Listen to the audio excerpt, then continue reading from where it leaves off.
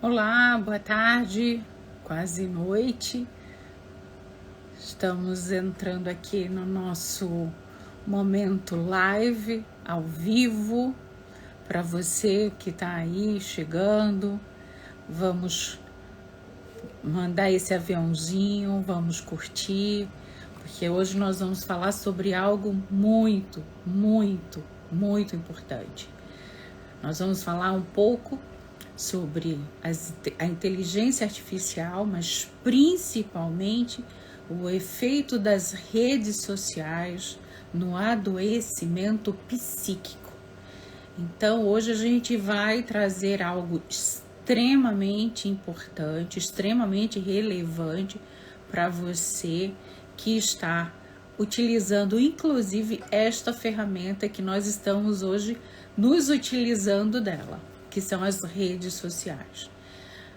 É super importante que você compartilhe, que você mande esse aviãozinho para outras pessoas, porque a gente vai aqui fazer uma pequena explanação sobre os efeitos da internet, das redes sociais e o adoecimento psíquico, não apenas para os adultos, não apenas para essa geração antiga, da época do offline, né, do que não existia toda essa tecnologia e tá tendo esses assombros, mas principalmente para essa juventude, para a garotada que já está mergulhada nisso. E o quanto isso pode ser desafiador para você, pai, para você, mãe, para você, educador, para você que está lidando com essa criança, com esse jovem que já está mergulhado nisso tudo. E eu acho que é bem interessante uma frase recentemente dita por um dos homens que mexem com a questão da tecnologia, até porque ele foi um dos que patrocinaram todos esses grandes avanços, né? Avanços importantíssimos, diga-se de passagem, porque afinal de contas a internet ela avançou 100 anos de conhecimento muito rapidamente, assim que ela foi construída, que ela foi colocada em prática. E o que mais importante hoje em dia é que com as inteligências artificiais, esse avanço vai ser assim um estrondo, vai ser coisa de 1000 anos. Então você está preparado para isso? Você está preparado? A sua mente está preparada? Como é que está o teu interior? Então é isso que hoje nós vamos apresentar aqui para vocês. Como vocês de alguma maneira podem se proteger interiormente para que todo esse avanço possa impactar o mínimo possível, já que todos nós seremos impactados. Então, você que está chegando aí, por favor, vamos lá curtindo, deixando alguma pergunta, interagindo para que a gente possa. Vamos já deixar a live gravada, com certeza, no final, para que você possa compartilhar com as pessoas. Porque interessantíssimo foi uma frase que o Elon Musk falou sobre a questão da inteligência artificial. Ele que saiu dos investimentos que ele estava realizando, né, nesse chatbot aí que ele estavam colocando muitos investimentos, e ele disse assim, algo desse tipo: com a inteligência artificial estamos convocando o demônio. Em todas aquelas histórias que há aquele cara com pentagrama, água benta, é tipo sim, ele tem certeza que pode controlar o demônio, mas isso não dará certo. E ele saiu desse processo. O que você acha? Você acha que por trás dessa tecnologia, o que é que isso pode verdadeiramente estar dentro dessa realidade alternativa? Ou seja, como será que nós vamos estar diante disto na nossa constituição psíquica, né? Ou seja, nós estamos vendo principalmente muitas matérias, muitas coisas importantes falando sobre a questão da inteligência artificial, a singularidade, o quanto esse avanço na área da medicina, na área da saúde vai ser revolucionário, ou seja, inclusive também para a área psicológica, né? Você conseguir medir quando um paciente vai entrar em colapso, quando ele vai ter algum tipo de pico de uma depressão, quando ele vai ter algum surto psicótico, você pode mapear tudo isso. Mas até que ponto esse controle total é saudável para o nosso cérebro, para as nossas relações e para os nossos desenvolvimentos. Sim, porque o ser humano ele é um ser de desenvolvimento em etapas. Mas quando você já está totalmente mapeado, como será que isso vai acontecer? Nós sabemos que a inteligência artificial é algo que acontece, né? É com certeza agora um fator chave dessa quarta revolução industrial que tanto os grandes empresários, os grandes globalistas, os donos de todo o poder estavam lá no Fórum Econômico Mundial em Davos no início do ano, apresentando isso como a grande revolução, a revolução chave que vai transformar as nossas relações, as nossas vidas e todo o funcionamento de compra, venda, de distribuição, de execução. Ou seja, todo o planeta vai ser impactado. Como é que você está se imaginando, vendo os robôs substituindo os seres humanos, por exemplo, nessa grande força de trabalho? Hoje nós tivemos recentemente um grande problema, um grande processo sobre a questão no sul do Brasil, quando um movimento colocou que estavam profissionais ali sendo utilizados como trabalho escravo. E aí, paralelo a isso, nós vimos robôs que faz exatamente aquela função daquelas pessoas que estavam sendo assimilado como uma situação de escravos, né? Uma situação onde eles estavam no trabalho muito parecido, como se eles estivessem presos e vivendo de maneira análoga ao trabalho. E aí, paralelo a isso, nós temos os grandes globalistas apresentando, né, dando essa possibilidade para essas pessoas serem substituídas por robôs que fazem exatamente a extração da uva. Ou seja, nós estamos vendo a inteligência artificial substituindo realmente os seres humanos na força do trabalho. Hoje nós estamos vendo os robôs fazendo serviços antes só imaginados pelo ser humano, como por exemplo, fazendo e servindo comida em restaurantes de fast food, ainda aqui não no Brasil, mas isso hoje, com o avanço da tecnologia, vai chegar assim. Basta a gente agora estalar os dedos, provavelmente no mais tardar em 10 anos vai ter toda essa substituição. Ou seja, como é que nós estamos imaginando sermos servidos, substituídos e promovidos a ser servidos por estes robôs? Muitos podem ser tentados a isso, achando que vai ser a grande virada de chave, onde o ser humano vai poder simplesmente ficar sem fazer nada naquele processo do ócio criativo, sendo substituído por esses robôs e sem nenhum tipo de impacto. Mas será que realmente não tem impacto? Será, Lídia, que isso não tem um impacto no ser humano? Em vão.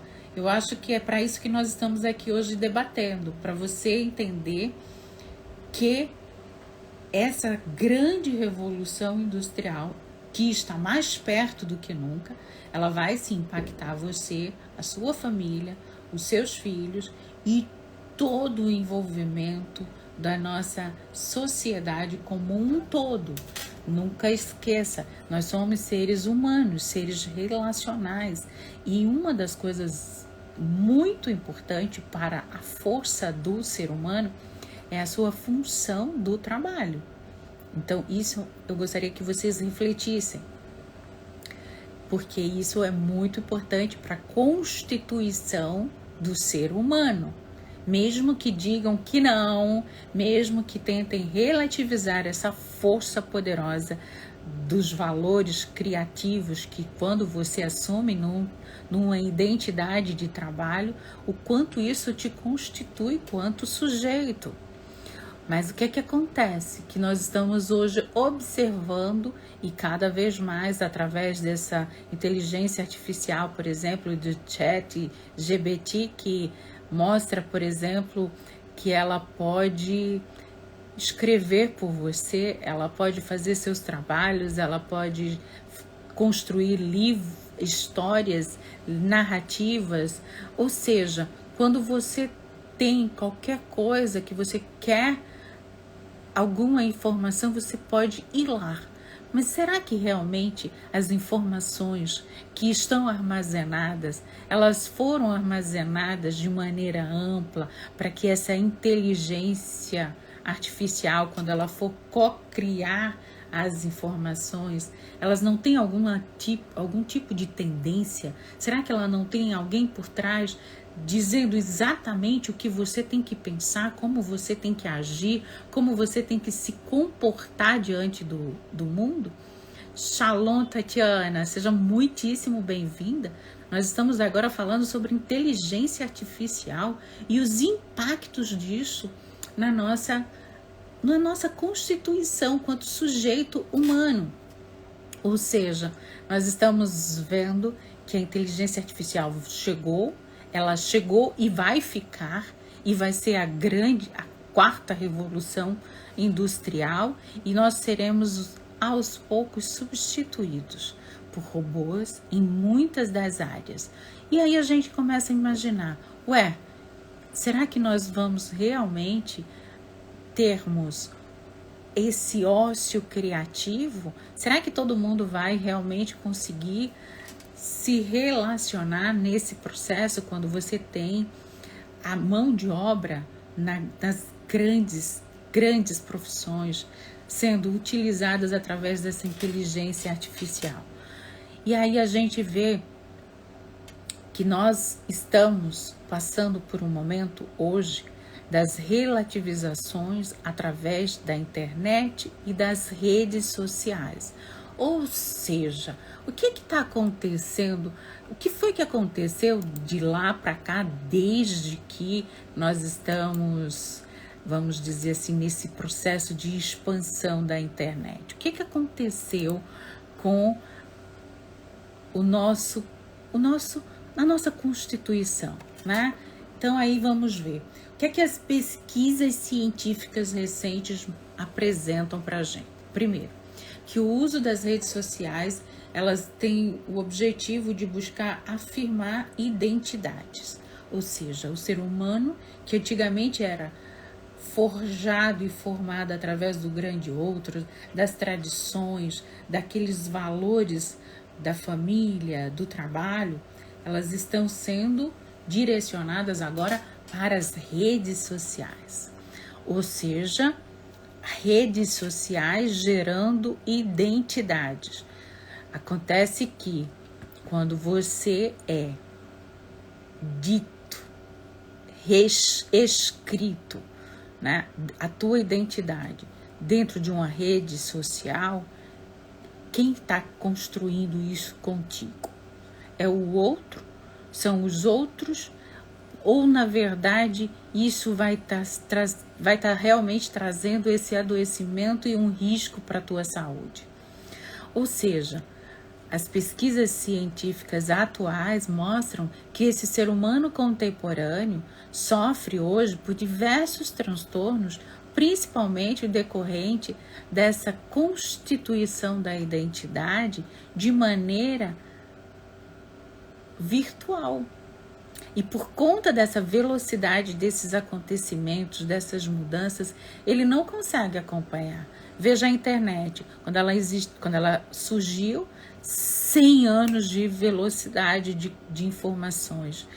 Hoje, uma criança com menos de 10 anos tem mais informação que os reis de antigamente. Reis poderosos que dominaram toda a Europa, que fizeram toda a América e tudo mais. Hoje, essa quantidade de velocidade de informação e de transformação gera, consequentemente, adoecimento para o nosso desenvolvimento psíquico, que não consegue, que não dá conta de acompanhar. Além disso, nós vemos que os laços humanos reais, eles estão cada vez mais fragmentados e fragilizados exatamente por conta dessas relações virtuais. Ou seja, a contemporaneidade, também reconhecida por essa cultura do narcisismo, essa cultura que destaca que o que é mais importante é a contemplação e a exaltação do seu próprio eu. Ou seja, além de muita informação, além de uma mudança absurda, o que está sendo proporcionado nessa constituição da identidade é, na verdade, uma identidade narcisística, onde o que está sendo exaltado é sempre as coisas exteriorizadas, né? Sempre em busca, em prol do seu próprio gozo.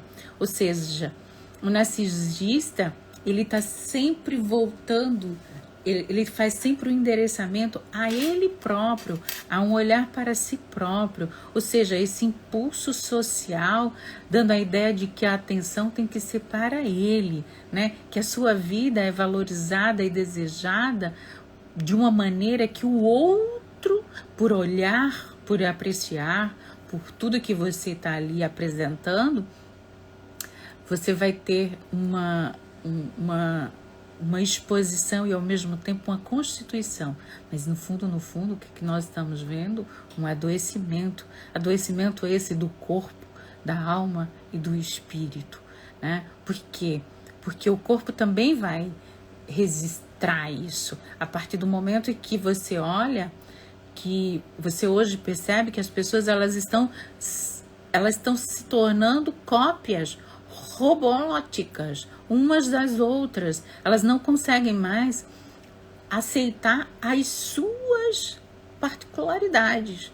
Então, o nariz é igual, a boca é igual, o olho é igual, o cabelo tem que ser igual, o igual daquela pessoa com quem ela quer se identificar e com quem ela quer se parecer.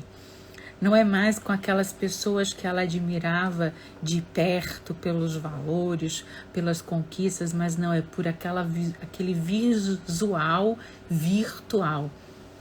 E aí você vê corpos que estão indo que reflete exatamente esse sentimento de falta, né?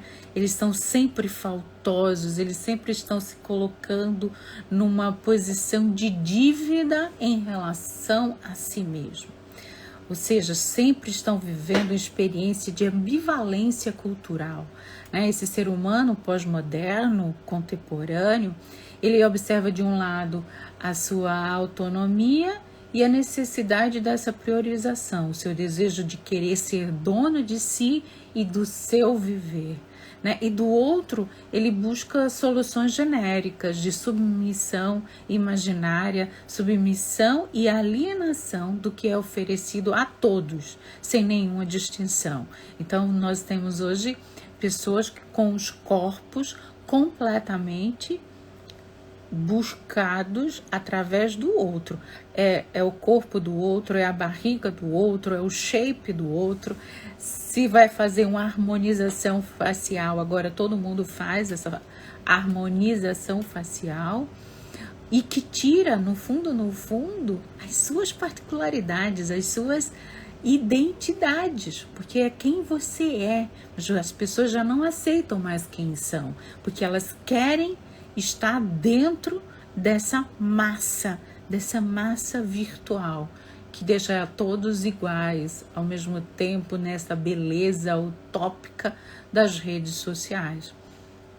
E aí você pode perceber que os assuntos, eles sempre estão dentro do imaginário da população. Todo mundo hoje sabe o quanto todo mundo tem um celular na mão, todo mundo tem um smartphone na mão, todo mundo está conectado. Eles acordam e dormem conectados. Muitas vezes não conseguem nem mesmo mais dormir, nem mesmo criar mais vínculos afetivos, porque o distanciamento do que está perto é total. E as relações virtuais, elas trocaram, elas tomaram proporções totais na vida do ser humano, né? Então, hoje a gente está vendo que essa experiência, né, do ser humano que está dentro das redes sociais, das mídias, eles estão dentro de um processo de autoexposição, né? Uma mídia social que ocupa totalmente o lugar dessa vida. Exatamente, Rogério. Todos iguais e nenhum mais igual que o outro. Engenheiros do Havaí. Pois é, exatamente. Então, o que é que hoje a gente está vendo? A gente está vendo que a própria vida, a existência, a nossa vida própria, ela já está no segundo plano, porque a vida real passou a ser a virtual. Então é aquilo que eu posto, que eu como eu durmo, como eu acordo, se meu café da manhã eu uso própolis, se eu uso whey para treinar, o meu treino, ou seja, a sua vida, a sua intimidade, ela já não existe. Porque tudo é exposto, essa autoexposição. E o que é que está acontecendo? Principalmente com esses sujeitos de hoje, né? Esses sujeitos ditos influencers, internautas, né? Eles se aproximam dos esquizofrênicos desligados do mundo. Muitas vezes desconhecem suas barreiras, eles estão perdidos, incapazes de distinguir o que é real e o que não é. Tudo para eles agora são esse consumo desenfreado dessa autoexposição, porque através disso muitos estão imaginando que estão ganhando a vida, mas estão perdendo a sua saúde mental, porque elas já não conseguem mais distinguir o que é vida real e o que é vida virtual, que deveria ser a nossa segunda perspectiva. Podemos usar as redes sociais, nós estamos aqui nesse momento usando as redes sociais, mas não de uma maneira com autoexposição, mas para que você possa compreender, trazer conteúdo para você. Isso é importante, nós podemos utilizar. A internet é importantíssima, porque eu posso estar aqui, você está em qualquer parte do mundo e você está recebendo essa informação. Porém, esse processo, ele pode ter um limite, que é onde está a nossa barreira de identidade. Obrigada, Rogério, fofo. Ou seja, por quê? Porque, gente, o que é que move o ser humano? Se é a sua vontade de sentido, a sua motivação de forma primária, aquela experiência única e subjetiva para cada sujeito. Cada sujeito, ele é único. E viver essa unicidade é que vai fazer com que você encontre o sentido da sua vida. A busca pelo sentido, ele não é algo que você pode ser aprendido, porque de alguma forma está intrínseco, é o combustível para a nossa existência humana. De forma geral, o significado das coisas para cada pessoa deve ser subjetivo. Então, encontrar o sentido na vida, mesmo que de forma divergente diante dos valores, cada um aqui vai ter um valor existencial, um valor vivencial, deve ter esse caráter único, pessoal, intransferível intransferível, você como sujeito único, intransferível, uma decisão do sujeito. E isso, se você estiver mergulhado nas redes sociais com um vazio existencial, você vai ter realmente que estar em contato com esses influencers e entrando nessa grande onda desses pensamentos esquizofrênicos desligados da realidade, desligados do mundo. Porque foi através dos nossos antepassados que, com o sentido de suas vidas, que inventaram situações como a beleza, a arte, o sagrado, o sonho, os rituais, os símbolos. Tudo isso, gente, é o que faz, é o que move a vida da gente, é o que dá sentido a gente. E o que hoje a gente vê é que, infelizmente, né, a gente está percebendo que esse vazio existencial das mídias, das redes sociais, eles estão crescendo. E isso aparece principalmente como esse fator antropológico, né? Aparece porque a necessidade do homem encontrar algo diferente dele, algo em que ele possa se endereçar na busca de um sentido maior, né? Para que ele possa realizar, para que ele possa encontrar alguém, para que ele possa amar, para que ele possa se dedicar. E isso só acontece na vida real, na vida real, na vida real. A vida virtual, que tenta pasteurizar todo mundo dentro da mesma coisa, todo mundo igual e nenhum igual ao outro, isso vai pasteurizando, isso vai adoecendo e vai nos desconfigurando.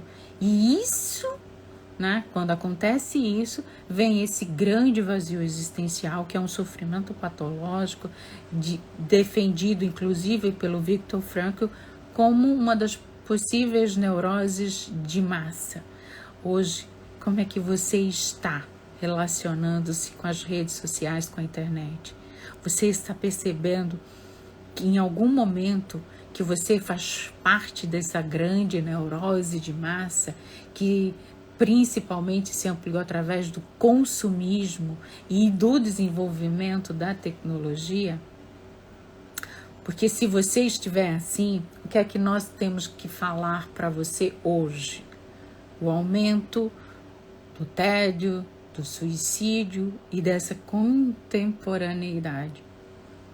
Pois é, a gente começou a perceber, e você que está aqui comigo desde o início, a gente falando sobre tecnologia, o que ela trouxe para a gente, muitos benefícios, a possibilidade da gente estar aqui com você. Mas você pode perceber que tudo passou a girar em torno do imediatismo. Não é verdade? Então, Leonardo, o que você acha? Reverendo, como você está, Hamilton? O que você acha sobre essa questão do processo desse homem, desse ser humano da contemporaneidade que está vivendo em torno desse imediatismo? As pessoas, elas começaram a objetificar suas relações, que já não duram mais, né, por conta de uma necessidade de felicidade e satisfação. Elas abusam da medicalização e permanecem no meio ao vazio, porque estão perdidos em meio a tantas mudanças, tantas transformações, que se afastam cada vez mais de sua subjetividade e essência.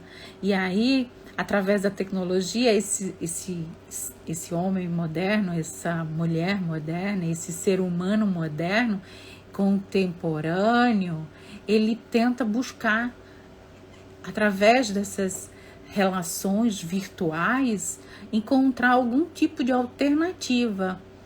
Isso mesmo, o humano virou um ciborgue, né? E aí tá sempre camuflando o seu estado de solução, o seu tédio, seu sofrimento, o seu vazio, sempre se direcionando a atrativos tecnológicos. Então,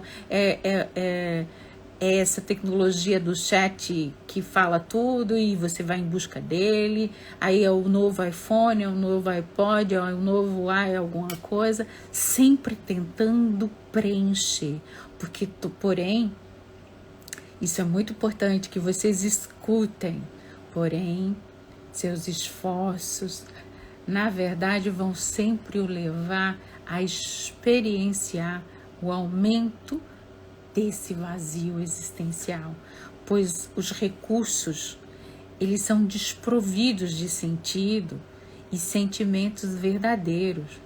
Não vai ser uma tecnologia ultra avançada que vai fazer com que responda para você todas as tuas dúvidas, que vai te preencher de sentido, que vai te dar o brilho nos olhos, porque você só vai ter esse brilho quando você estiver direcionado a algo que você ama, a alguém que você cuida e ama, a uma causa, a uma missão.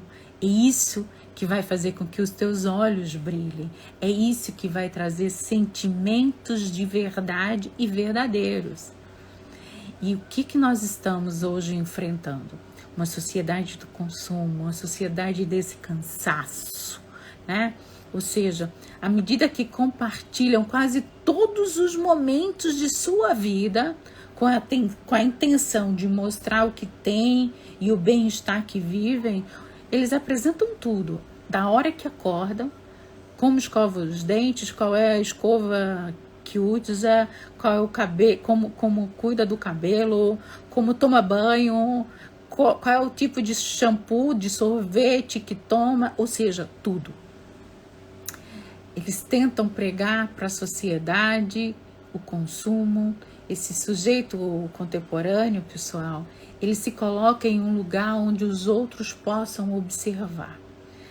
É aquele fetiche, né, quase patológico, né, que ele quer ser olhado, ser observado o tempo inteiro. E ele também quer observar o outro, o que o outro está fazendo, o que os outros possuem também. Isso começa a retroalimentar esse narcisismo, essa ideologia do consumo, que vai fazer com que você queira cada vez mais para você ficar igual ao outro, e aí você vai realmente se tornando esse ciborgue e um robô igualzinho ao outro, né? Nós vemos novamente que foi despertado esse sentimento de ambivalência, ou seja, um controle perante a felicidade do outro, quase de forma absoluta, né? Aquela felicidade que ela é instituída de forma obrigatória, porque nem todo mundo apresenta as suas melhores posições, os seus melhores ângulos, as suas melhores poses, e isso mostrando uma expressão de felicidade. Mas será que elas estão realmente felizes? Ou por trás daquela expressão de felicidade, no fundo, elas estão demonstrando tanto aquilo, elas buscam tanto aquilo, porque no fundo, não estarem realmente tão felizes. Você já parou para pensar? E elas focam então numa quantidade absurda de muita informação. Tem pessoas que conseguem visualizar e participar da sua vida da hora que acorda até a hora que deita, quase que mostrando os 24 horas, vivendo 24 horas nesta dimensão virtual. Uma quantidade absurda, num objetivo de tentar alcançar essa felicidade. Vivemos então a morte das nossas verdadeiras ideologias, dos nossos verdadeiros sonhos, dos nossos sentidos, porque assim o controle da tecnologia em detrimento do contato com o outro é o que está acontecendo, além de um empobrecimento do ser e o destaque do ter. Nós temos hoje pessoas que precisam mostrar o que têm, e mesmo que não tenha, elas continuam tendo essa necessidade, destoando completamente do ser. Ou seja, estão cada vez mais perdendo seus vínculos saudáveis e reais e, de fato, toda uma estruturação da neurose de massa nós vemos na nossa contemporaneidade. Como se a gente pudesse hoje observar essa ascensão dos likes. A sociedade ela está hoje pautada nesse prazer de ter e exibir o que se tem. E é importante que possamos nos questionar até que ponto essa exposição e esse exibicionismo é saudável para quem faz e para quem vê. Até que ponto isso é saudável? Conseguimos pensar também sobre essa massificação do consumo impresso nas mídias sociais. Afinal de contas, nós temos hoje os botões dos likes que entraram como uma moeda de troca sobre essa massificação. Quanto mais likes, quanto mais seguidores, quanto mais eu consigo impactar na construção do social, eu construo a minha autoestima. A sua autoestima está sendo construída através dos likes e dos seguidores que você tem? É assim que você entrega nas mãos do outrem, de muitos que você nunca nem mesmo teve uma relação real? Uma dimensão psíquica tão importante da tua subjetividade? Gostaria que você refletisse comigo hoje. Ou seja, o like se torna a medida que os outros pensam sobre o que o sujeito apresenta nas redes sociais frente ao que ele realmente é. E como o outro vê, como ele julga, como ele realmente é e como ele é aprovado diante disso. Se tem excessos de like, beleza, representa a aceitação.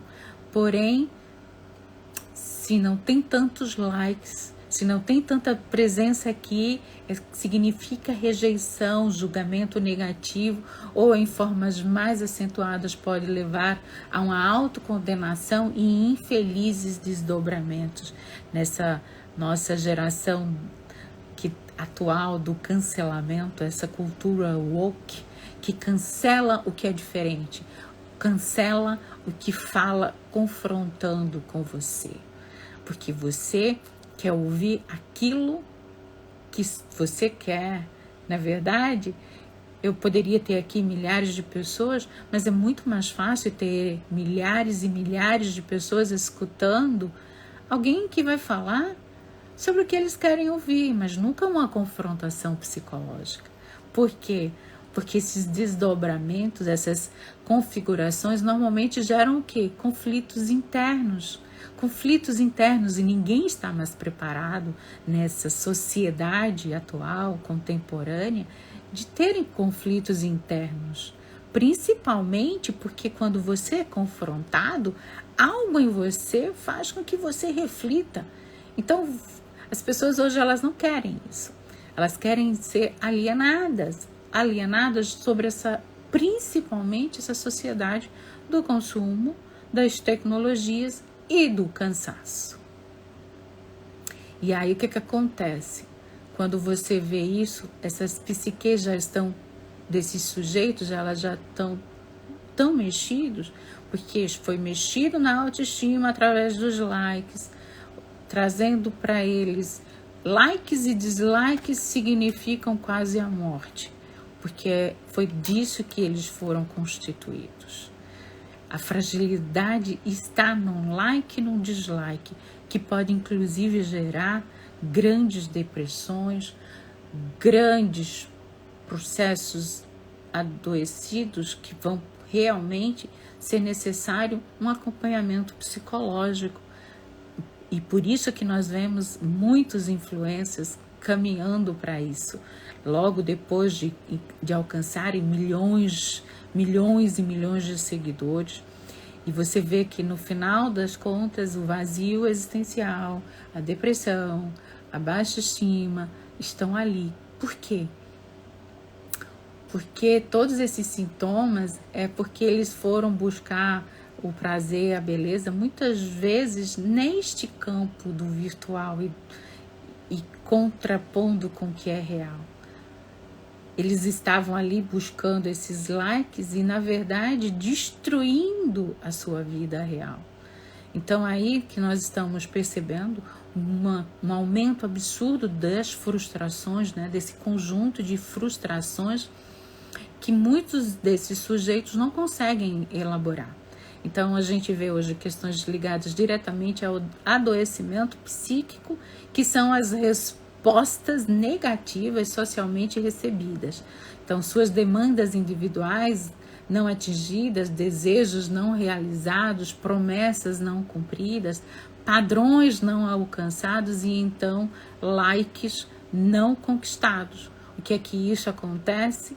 Essas pessoas simplesmente desabam. Elas desabam porque elas estão no virtual. Elas não têm os elementos constitutivos da vida real para que ela possa realmente enfrentar a vida, enfrentar os limites, enfrentar todos os questionamentos, inclusive. E aí nós viemos com a solução, né? Nós falamos que a análise existencial, ela consegue, através do auxílio psicoterapêutico, fazer com que esse sujeito encontre o sentido da sua vida, porque a principal força de motivação do ser humano é a busca pelo sentido da vida, e é o que o impulsiona a viver.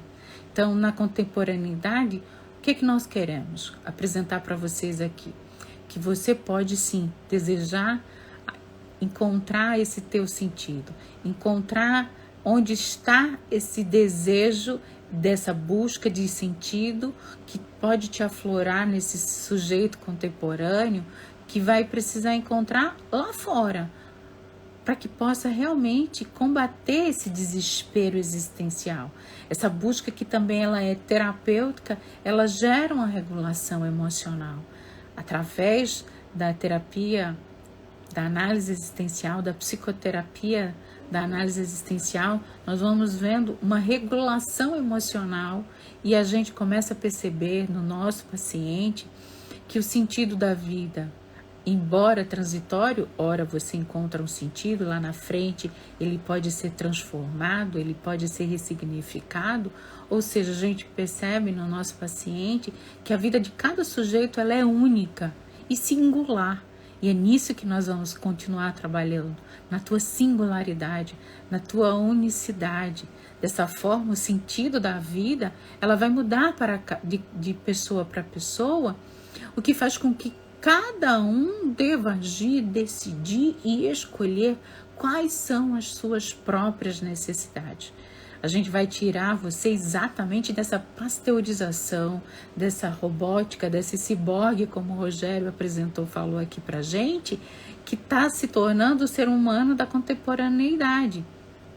Porque nós acreditamos que entre essa tensão entre o ser e o dever ser.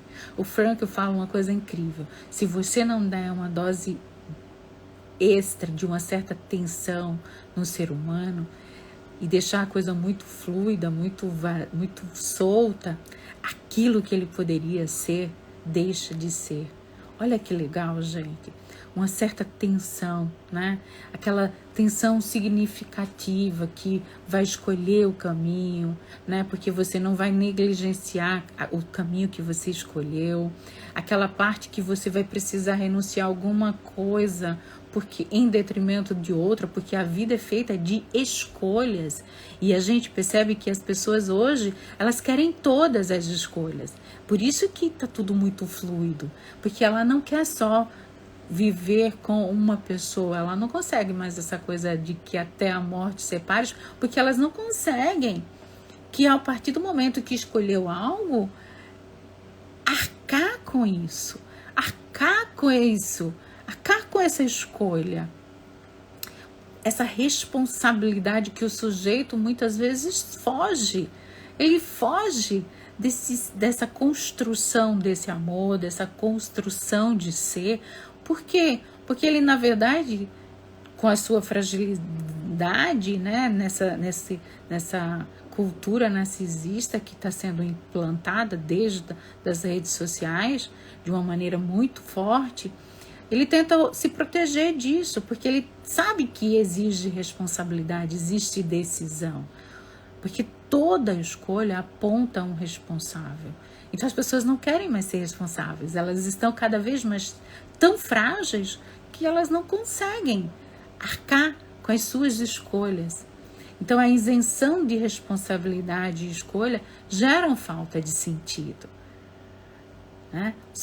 E geram também sujeitos impotentes, amedrontados diante de suas próprias histórias, porque a partir do momento que ele não consegue decidir, que ele não consegue escolher, que ele não consegue assumir as suas escolhas, você vê que ele perde o protagonismo. E quando ele perde, e essa falta de protagonismo diante da vida, gera sofrimento, gera um sentimento de invalidez e de uma insuficiência que pode inclusive progredir para depressões e outras psicopatologias.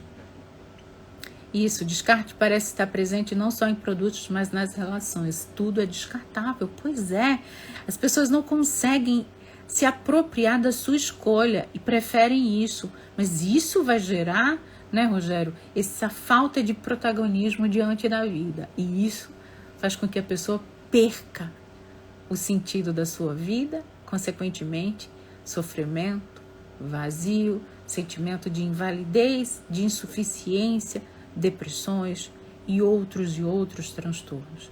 Por quê?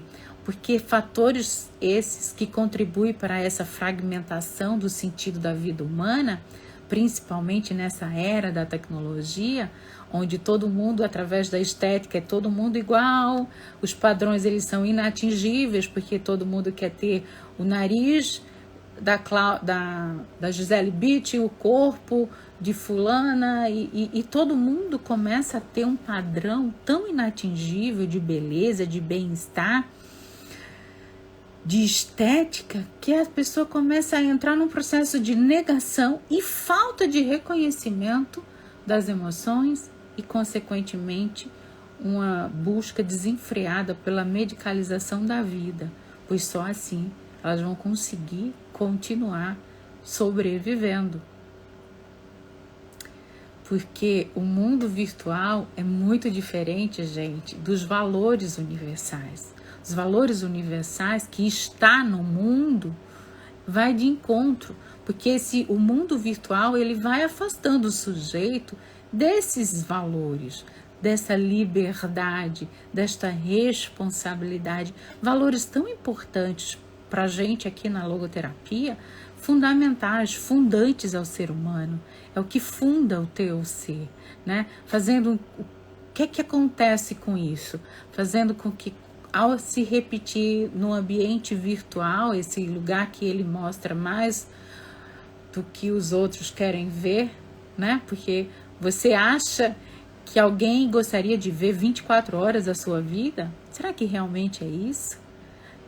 Você é tão narcisista ao ponto de acreditar que alguém quer realmente ver 24 horas, a hora que você acorda, a hora que você come, a hora que você vai ao banheiro? Será que você realmente acredita nisso?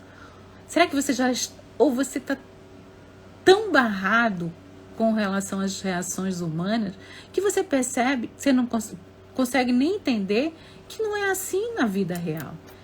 Que na vida real as pessoas têm os seus tempos, inclusive os seus tempos de solitude, e que essa virtualidade não nos permite mais, né? Ou seja, a logoterapia ela vem para tentar exatamente dar um break nesse mundo virtual tão esquizofrênico e oferecer e tentar oferecer a você um lugar para a reestruturação das coisas, né? Para que você possa refletir todas essas faltas da contemporaneidade, restabelecer os seus imperativos e tornar o mundo virtual parte da vida do sujeito. Nós não queremos que você saia, nós estamos aqui no mundo virtual, mas a gente quer que você carregue em si o seu sentido da vida, sem precisar buscar na plateia a mercê da vida dos outros. Nós queremos que você consiga, através do sentido da sua vida, estar plenamente, independente se existe plateias com 1000 likes, com 10.000 likes, com 1 milhão de likes. E aí é que nós propomos, né, auxiliar esse sujeito para ter condições de encontrar seus valores no mundo, objetivos a concretizar, sentido de vida que está aí, porque a nossa psicoterapia, ela conduz o sujeito à sua autotranscendência, né? A capacidade de sair de si, renunciar a si mesmo, na busca pelo que você pode oferecer ao outro, né? E aí auxiliar na tua amplitude do campo de visão, de valores.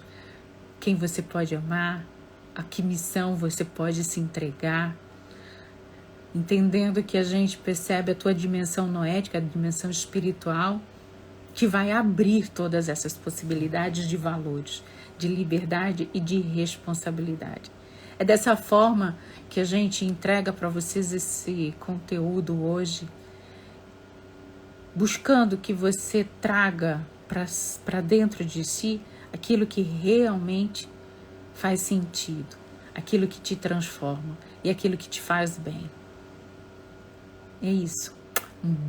Uma ótima noite para vocês.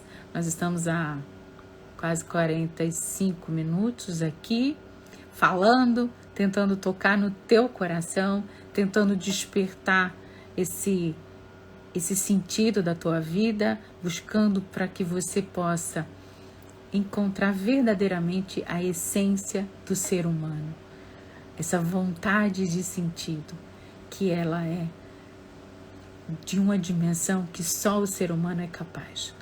Então é isso, mantenha-se humano, apesar de todo esse apelo midiático, cibernético, das inteligências artificiais, se mantenha humano nessa dimensão do ser, do fazer.